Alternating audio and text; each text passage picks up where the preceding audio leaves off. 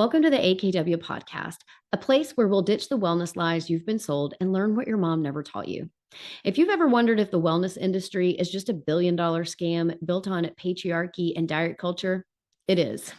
Women have been chasing impossible standards for far too long, and I'm here to help you step off the hamster wheel once and for all.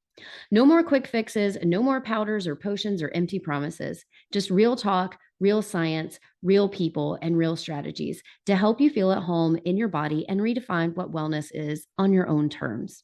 Let's get into it. Welcome to the show. I'm so excited about today because today, if you're listening to this podcast episode on the day we drop it, which is March 7th, 2025, I am turning 45 today, and I am loving my 40s. And I am here to tell you that if you're not yet 40 and you are scared about turning 40 because someone has sold you the story of doom and gloom, do not believe it. Do not believe it at all. Your 40s can be amazing. And if you are in your 40s and you're not feeling it, and you're like, what is she talking about? Then I need you to write a comment below wherever you're listening to this podcast, or find me on Instagram and send me a DM at Andrea K Wellness, or shoot me an email at info@andreakwellness.com, because I can help. I can help you figure out why you're not living your most authentic, grounded, and joyful self, because that is what I am here for. And you should be.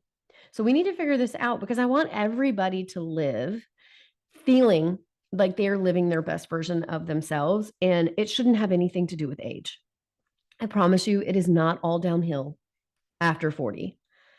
So what I'm going to talk about today is what I wish I knew at 25 that I know at 45, specifically talking about stress and that pesky little stress hormone, cortisol.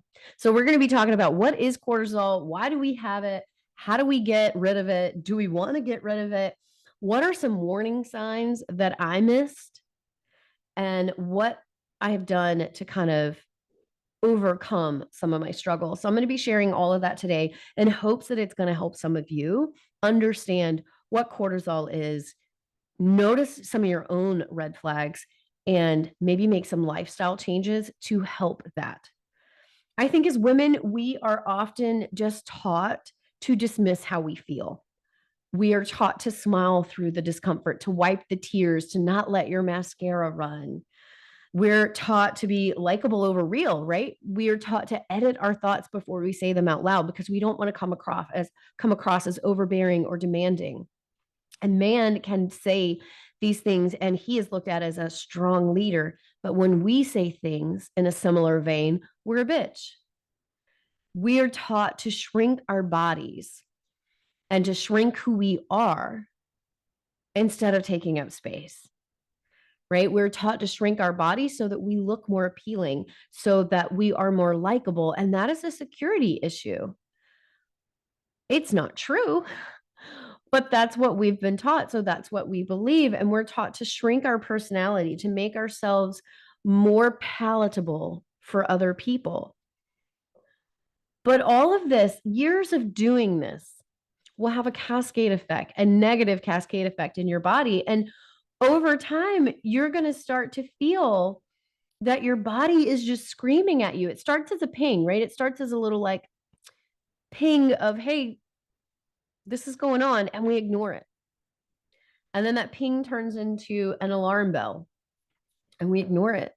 And then it turns into like a full blown dumpster fire, where our body is screaming at us through exhaustion and anxiety and weight gain and burnout.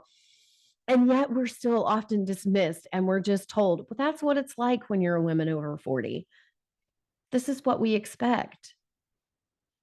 Because no one ever teaches us about how our daily routines and habits and what we're doing can impact us, not just today, but also in the years to come.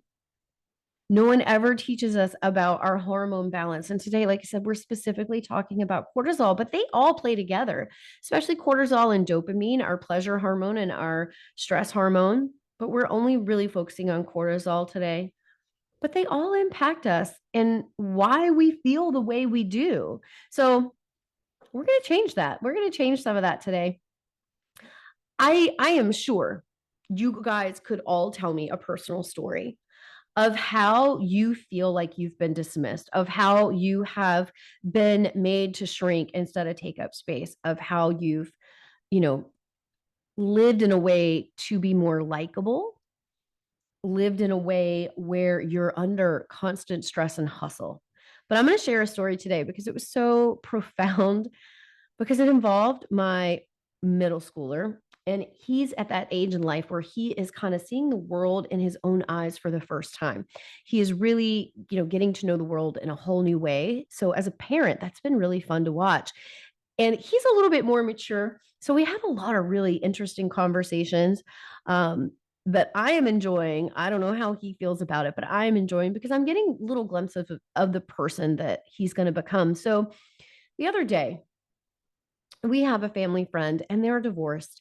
And I know a lot of the backstory of this divorce because it's age appropriate for me and because the parents have shared with me. My son obviously doesn't because it's none of his business. It's too much for him to comprehend and understand. And it's not age appropriate. So he doesn't know all the backstory. So the other day, we had been hanging out with the dad and my son, it's just him and I in the car at this point, and he goes, that dad, I'm just going to call him that dad because I don't want to say his name. That dad is just so cool.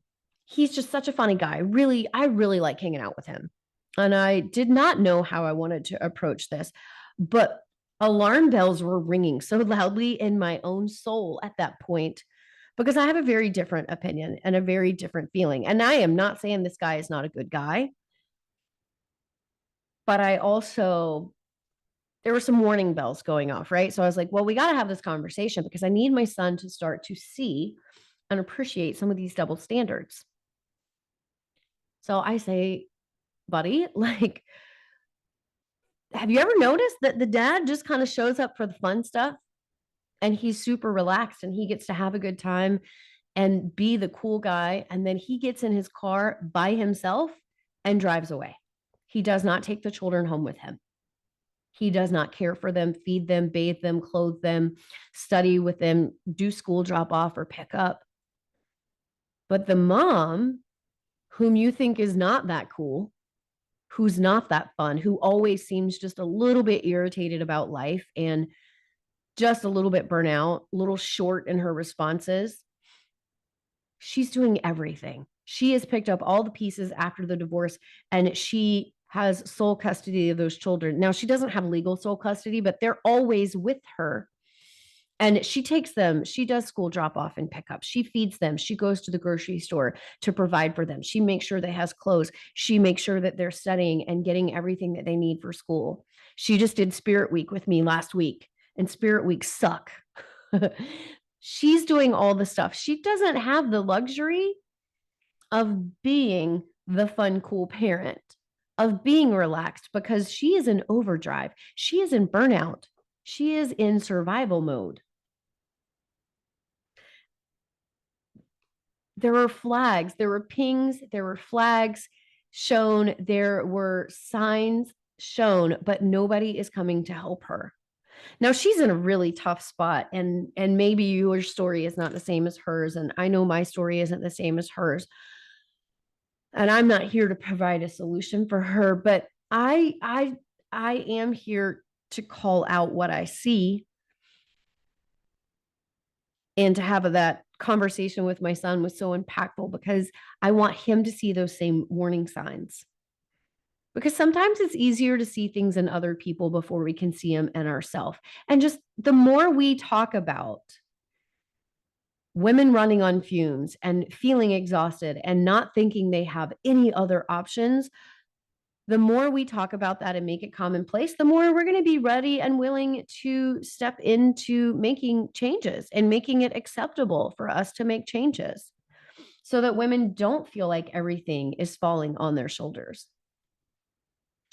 So let's talk about some warning signs that I ignored when I was in my 20s. And if I could sit down with my 20-year-old self, I would absolutely tell her hustling is not a badge of honor and people pleasing is the fast track to burnout. And I am a recovering people pleaser. I will absolutely say that. And I hustled hard when I was in my 20s and 30s to get a seat at the table, to parent and work and start a business.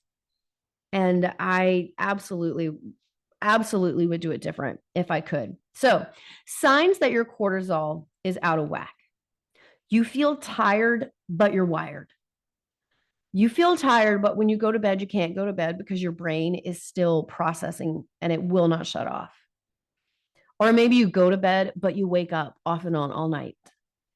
Or maybe you go to bed, but you wake up at like 3 and 4 a.m. and cannot go back to sleep. Those are all key signs that your cortisol is not in a good level. You need an afternoon cup of coffee. You're constantly looking for adrenaline rushes, and you are just sheer willpower getting through this. All of that describes me when I was about 35 to 37, and I was running a business and I had small children, and I was still having small children, and I was trying to raise my children like I was a stay-at-home mom, and I was trying to run my business, not even go to work, but run a business that I had started like I didn't have children, and it was impossible. And like I said, I was a people pleaser. And that is also a sign that your cortisol could be out of whack because you don't want to disappoint anybody. And I was very guilty of that. Skipping meals, over exercising, and under eating in the name of health. Waking up exhausted, even after you've slept 7 to 8 hours. Getting your second wind at night, right? Where you were tired about 3 or 4 o'clock, but come 9 o'clock, 10 o'clock, 11 o'clock, 12 o'clock, you can't go to bed. Brain fog, sugar cravings, unexplained belly fat, feeling constantly run down. All of these are signs of cortisol imbalance. Most of us are so used to this stress, we don't even recognize the symptoms anymore.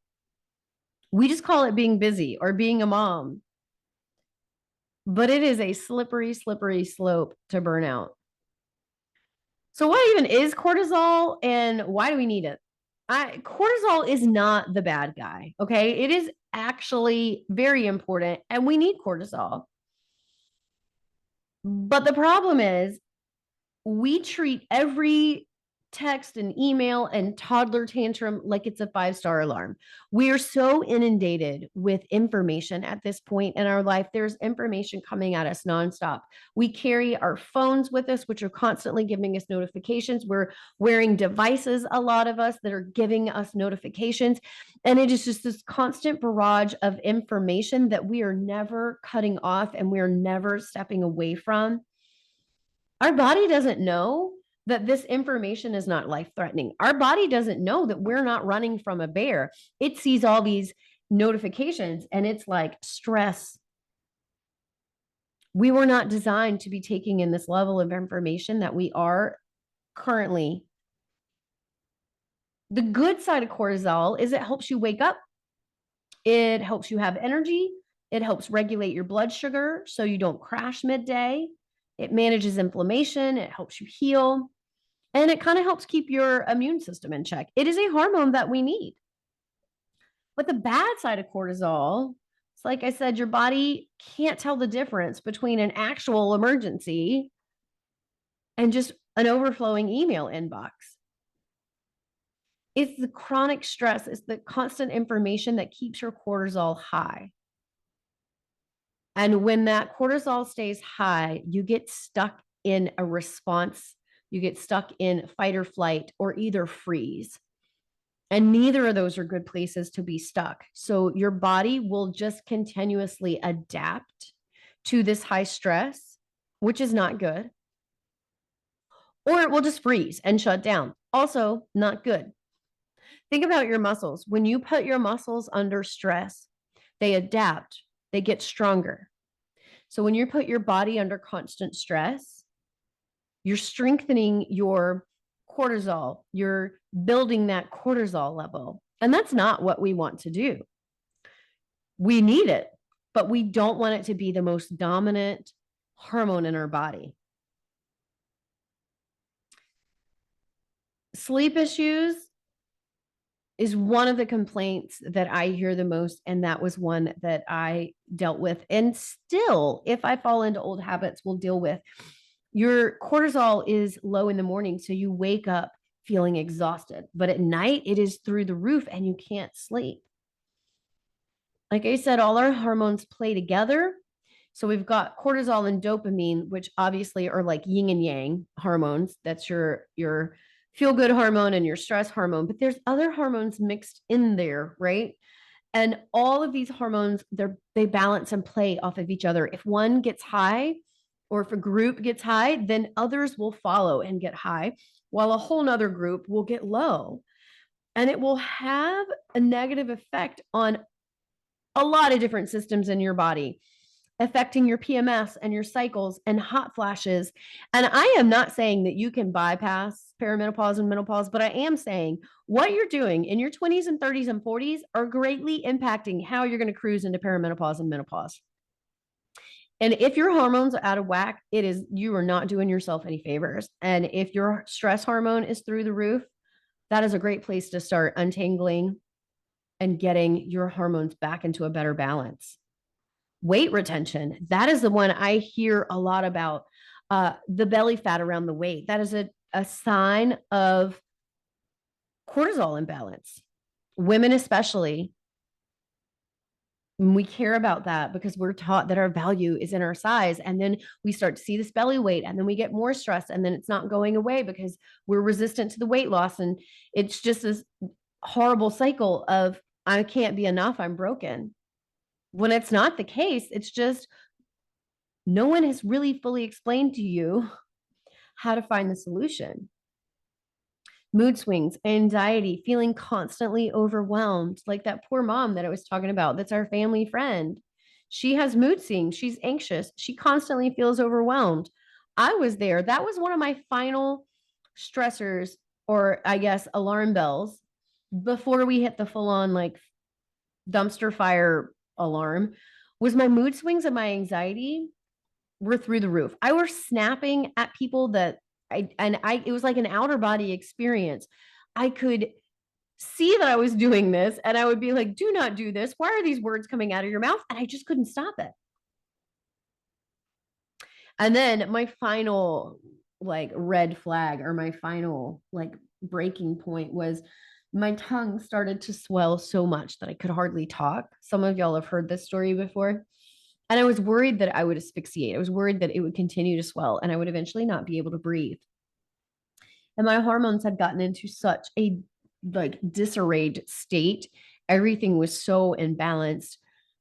My gut microbiome had gotten off. My ability to absorb the nutrients had gotten messed up. Everything was just a freaking hot mess.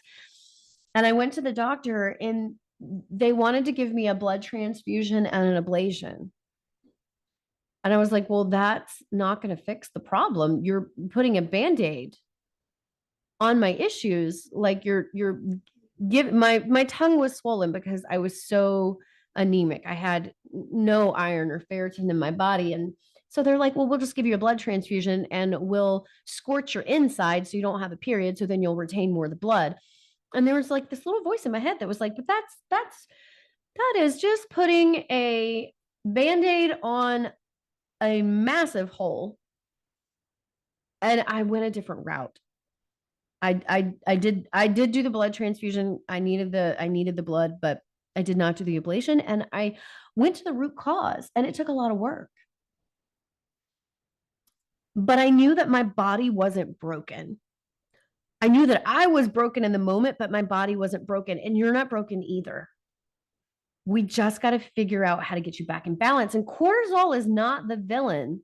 It's just overworked and underappreciated. And the real issue is that we've normalized this level of stress that our bodies were never designed to handle. If you take anything away from this podcast episode today, that's what I want you to hear. We have normalized a level of stress in our bodies that we were never designed to handle. So how can you start to recognize those red flags in your body? How can you start to recognize the stress in your body? I need you to pause. And I need you to take inventory of your emotions throughout the day. If you start feeling a high level of stress, note that. Note what you are doing and why it appeared. If you feel relaxed throughout the day, note that and notice when it appeared. You can start seeing patterns and habits and trends. I also need you to take a pause from information. If you are constantly on go, you're never allowing yourself time to reflect. You're never allowing yourself time to take your own temperature and figure out where am I. And that was one of my biggest mistakes, was that I was so busy. I was so focused on getting things done during the waking hours that I never asked myself, how do I feel? How am I doing? Until my body was like, yo, I'm going to make you listen to me if it is the last thing I do. And I had no choice but to stop. There's 3 stages of cortisol burnout that I want to talk about. And the first one is like the high functioning hustler, where you go, I'm fine. It's fine. Everything's fine. I got it. And you're running on stress and caffeine and adrenaline, and productivity feels really good. You're being so productive and people are congratulating you for all of your productivity, and you're feeling good and you're getting dopamine hits and your cortisol is through the roof, but you're getting those dopamine hits and you're not really thriving at all, even though it kind of feels like it in the moment. But really, the reality is that you're just surviving, and you're probably not doing a great job of that. And then we get into the like warning signs of, why am I exhausted all the time?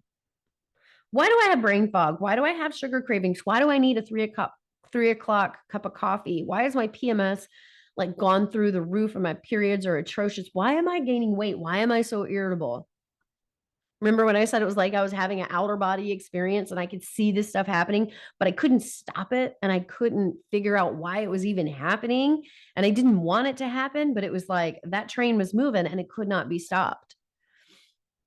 So we're now in the phase where your body is starting to give you these little pings, these little warning signs, but you're not looking at those red flags. And then it is full on burnout. It's like the moment when my tongue was swelling and my organs were like, we gonna shut down soon. Like we're tired. We tried to tell you, you're ignoring us. Like we're done. Even the coffee doesn't help anymore.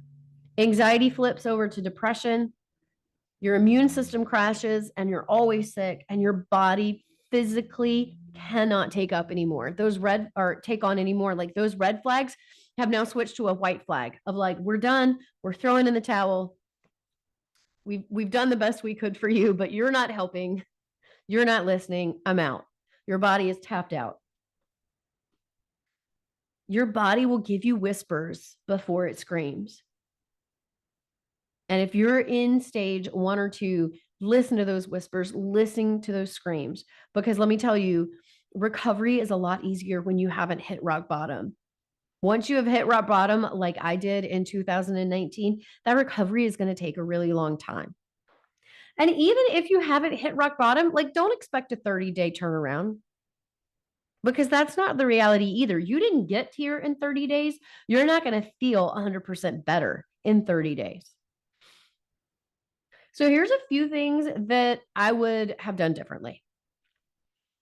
I would have listened to my body more. I would have stopped and given myself time to check in. Now, I'm not a great journaler. I do journal some. I always say I want to journal more, but honestly, I'm not great at that. But I would have made sure to give myself time to just be. Time during the day, 10, 15, 20 minutes, whatever you can squeeze in, where you're not taking in information and you can just let your brain wander, because there is an awfully good chance that your brain is going to wander to a resolution or a ping or a like, hey, feel this. But when you're numbing that pain and that ping with constant information, your body is just going to have to scream louder. So I would have made sure to give myself pause at some point throughout the day. Maybe it's a walk. Maybe it's just sitting and watching the sunrise. Maybe it is just sitting and doing some breath work.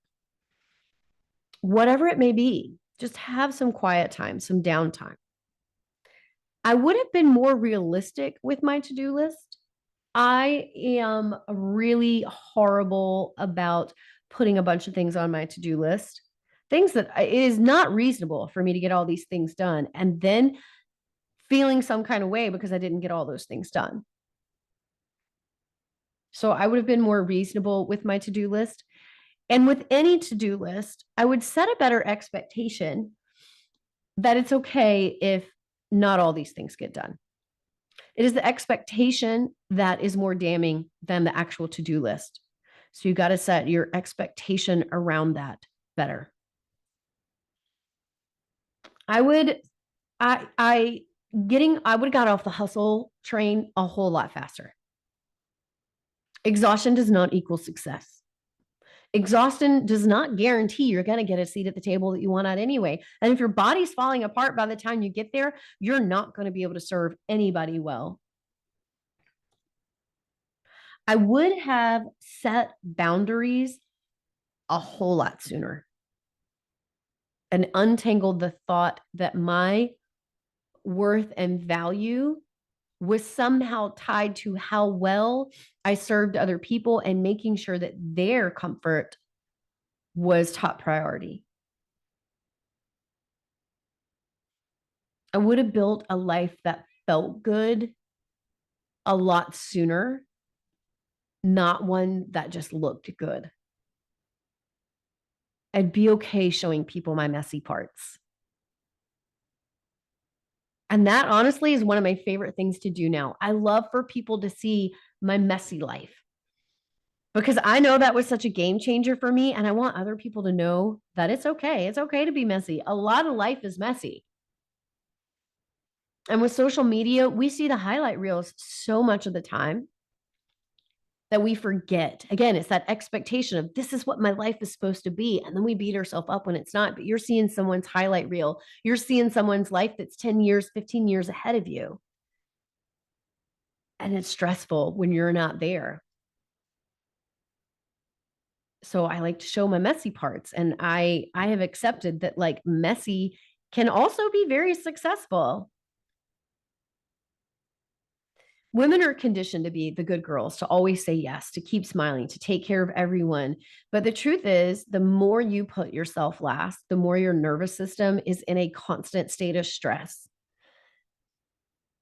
The more you are tied to your device and scrolling social media and answering your emails as soon as they appear, the more you are in a constant state of stress. You do not have to wait until burnout forces you to change. Please don't wait until burnout forces you to change. Please do it now. I'm telling you, it is so much easier to climb out of that valley when you're not at the very bottom. Here's some tips, some actionable, tangible tips that you can take away today that you can start putting into your life. I want you to eat for your nervous system. Stop skipping meals. Breakfast, huge. Eat it. I don't care if you're not hungry, eat it. I want you to eat snacks. 3 meals and 2 snacks a day. And proteins, healthy fats, fiber, all of that helps keep your cortisol balanced. So eat for your nervous system, not to try to shrink your body. Stop glorifying exhaustion. Put a rest in your day. A rest where you're not scrolling Instagram. That's not a rest. That is not a rest. Your brain is taking in information. Put an actual rest, pause in your day. And it's probably going to feel really uncomfortable in the beginning. And you're probably going to have 5 minutes and it's going to feel like 50 and it's going to feel uncomfortable. Again, just like weight training, the first time you do a workout, it feels really uncomfortable. But the more you do it, the better it will feel and the more you will crave it. Cut back on caffeine. If you're always tired, caffeine is not the answer. If you need a 3 cup of coffee, you absolutely need to cut it out. I know that feels hard. I was there. I drank coffee in the morning. I drank a cup of coffee at 3 o'clock. I could not make it through the end of my day. And if you're a parent, you know that last stretch of the day, from like 4:30 to 8:30 is one of the hardest stretches. And I needed that cup of coffee to get through it. But if you are there, we need to figure out why. And you need to be able to cut out that cup of coffee.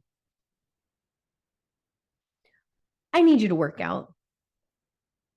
And I know you're going to be like, well, Andrea, working out raises your cortisol. It does. It does.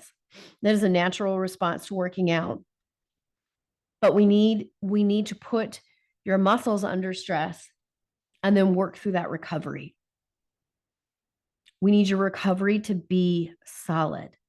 Again, this goes back to food. This goes back to making sure your body has what it needs to be able to recover from the stress. This goes back to, are you sleeping well? There's a lot involved here, but I need you to move. And I need you to listen to your body. Maybe today isn't a day that you try to set a PR. Maybe today is the day that you just go on a walk instead. It's not black and white. It's one of the reasons I hate workout plans, is because you have that plan and you have to follow it, or you're told you have to follow it. But maybe there's something external going on in your life that is putting you under more stress, and you need to adjust that workout plan. But you don't need to just not move. Set boundaries without guilt. Set boundaries without guilt. That was hard, but it is necessary. Set your phone down. Cut your phone off. Do whatever you need to do. Set a timer, set an alarm, set something. But doom scrolling isn't it. You're not meant to consume that much information. And I know right now in our political climate, no matter what side of the fence you're on, you are searching for information. You are searching for answers and what's happening. And I just need you to stop. I need you to focus on making real life connections instead. And prioritize sleep like it's your job, because it kind of is. And I know it might feel futile in the beginning when your sleep is kind of crap, but if you keep prioritizing sleep, just like you would sleep train a kid, maybe, I don't know, we didn't sleep train our children, but you got to sleep train yourself sometime. You just got to, even though I didn't sleep train my children, I still had them on a very strict schedule of like, this is the time we go to bed. This is the time we wake up. And we kind of need to do that to ourselves sometime, a little bit of tough love.